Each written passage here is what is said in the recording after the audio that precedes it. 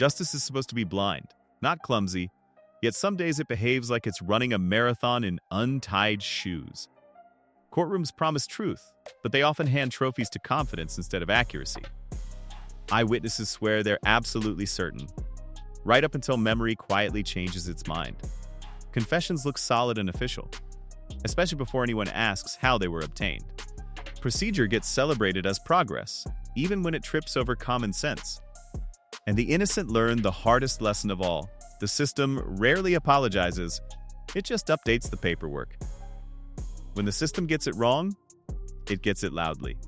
The criminal justice system likes to present itself as a finely tuned machine, full of rules, safeguards, and serious people in serious suits who definitely know what they're doing. In reality, it is often more like a game of telephone played at high speed, where a single mistake gets repeated until it becomes fact. Once a narrative forms, especially one that feels emotionally satisfying, it becomes incredibly difficult to undo. Police feel pressure to close cases, prosecutors feel pressure to win, juries feel pressure to believe someone must be guilty, and courts feel pressure to respect previous decisions, even when those decisions are clearly rotting. Innocent convictions don't usually happen because everyone involved is evil. They happen because everyone involved is confident, rushed, and unwilling to admit error. The result is a system that can lock someone away for decades while congratulating itself for being efficient. Troy Davis and the case built on shaky memories. Troy Davis was convicted and sentenced to death in Georgia for the murder of a police officer, largely on the strength of eyewitness testimony, which sounds solid until you remember that human memory is less like a video recording and more like a story rewritten every time it's told. Over time, multiple witnesses recanted or changed their accounts, some later admitting they felt pressured by police to identify Davis as the shooter.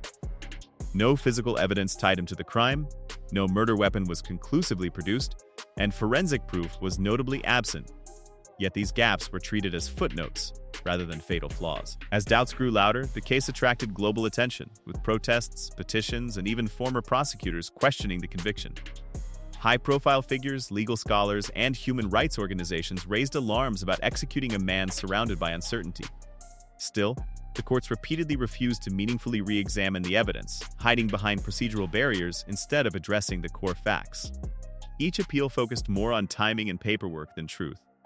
In 2011, Troy Davis was executed despite the unresolved questions. What lingered afterward was not closure, but an unsettling silence. If so much doubt existed, the haunting question remains: why was certainty enforced with irreversible finality? Timothy Evans and the price of a convenient confession. Timothy Evans' story reads like a tragic lesson in how badly things can go when investigators decide the conclusion before the investigation even begins. In 1949 London, Evans was accused of murdering his wife and infant daughter, largely on the basis of a confession that changed details every time it was repeated, an obvious warning sign that should have stopped the case in its tracks. Instead, those inconsistencies were treated as proof rather than problems. What authorities failed to seriously examine was Evans' neighbor, John Christie, a man who appeared calm, helpful, and utterly ordinary. That same neighbor was later exposed as a serial killer who had murdered multiple women in the very same building. Evans was executed swiftly while Christie continued killing unchecked. Years later, Christie confessed, unraveling the entire case and exposing how easily police tunnel vision can turn assumption into death sentences. The revelation didn't just clear Evans' name, it humiliated the institutions that ignored basic investigative logic. Public outrage followed, not just at the mistake, but at how preventable it had been. The case became a turning point in British legal history, helping drive the abolition of the death penalty. It proved a grim truth: sometimes the justice system only learns its lessons after it has already destroyed an innocent life. Sandra Hemme and a life stolen by silence. Sandra Hemme's case demonstrates how indifference can be just as destructive as open malice. Convicted in Missouri for a murder she did not commit, Hemme was sentenced largely on statements taken while she was heavily medicated and psychologically vulnerable, conditions that should have raised immediate concern, but instead went unquestioned.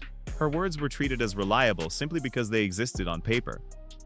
Evidence pointing to an alternative suspect, a man with a violent past, troubling behavior, and clear opportunities, was quietly ignored or buried deep in investigative files. As years turned into decades, Hemme remained incarcerated while proof of her innocence gathered dust rather than urgency. Appeals moved slowly, if at all, because no public outcry demanded action. The case lacked spectacle, and silence proved convenient. Truth alone was not enough to reopen the door of her cell. Her story exposes a grim reality: innocence does not create momentum on its own. Without media attention, relentless legal advocacy, or public pressure, wrongful convictions can sit undisturbed for generations. In the end, the system didn't rush to correct itself. It waited to be forced. Why wrongful convictions feel so believable. One of the most unsettling aspects of wrongful convictions is how reasonable they appear at first glance. Jurors are told that eyewitnesses are confident, that confessions are reliable, and that police wouldn't arrest someone unless they were absolutely sure. Add a grieving victim, a tense courtroom, and a prosecutor delivering a clean, emotionally satisfying narrative, and suddenly, doubt feels almost impolite. The problem is that confidence is not accuracy, repetition is not truth, and legal momentum is not justice. Once a story locks into place, new evidence becomes inconvenient rather than illuminating, and the system shifts from questioning the verdict to defending it. Appeals begin to sound like excuses instead of alarms, and skepticism is framed as disrespect for authority. Over time, the verdict gains weight simply because it has existed for so long. Judges hesitate, prosecutors double down, and institutions protect their reputations. The irony is cruel. The longer a mistake survives, the more effort is spent pretending it isn't one. Appeals, technicalities, and the art of not listening. In theory, appeals exist to correct mistakes. In practice, they often function as obstacle courses designed to exhaust the wrongfully convicted into silence. Courts frequently reject appeals not because the evidence is weak, but because it arrives too late, uses the wrong wording, or challenges issues that were supposedly already decided. This obsession with procedure over substance allows injustice to survive indefinitely, as long as it follows the correct paperwork format. New witnesses, recantations, and forensic advances are treated like guests who arrived after the party ended, politely ignored while the system insists it has already moved on. For the innocent, this means proving not just that they didn't commit the crime, but that the system is willing to care. And that is often the hardest case of all. What these stories actually tell us about justice. The cases of Troy Davis, Timothy Evans, and Sandra Hemme are not anomalies. They are warnings written in human lives rather than legal textbooks. They show how easily truth can be buried under urgency, how doubt is dismissed as an inconvenience, and how institutions resist admitting error even when the cost is measured in decades or executions. These stories force us to confront an uncomfortable reality. Justice systems are built by humans, and humans are remarkably allergic to being wrong, especially in public. Courts are designed to deliver closure, not humility, and once a verdict is reached, it becomes a monument rather than a conclusion. Mistakes are preserved through procedure, defended through precedent, and protected by reputation. Until accountability matters more than finality and accuracy outweighs speed, innocent people will continue paying for errors they did not create. Reform arrives slowly, often only after irreversible damage has been done. The deepest tragedy is not just the wrongful convictions themselves, but how confidently the system insists it functioned exactly as intended while doing so. These stories aren't just history. They're warnings about what happens when confidence replaces caution and silence replaces accountability. If you believe justice should care more about truth than paperwork, don't look away.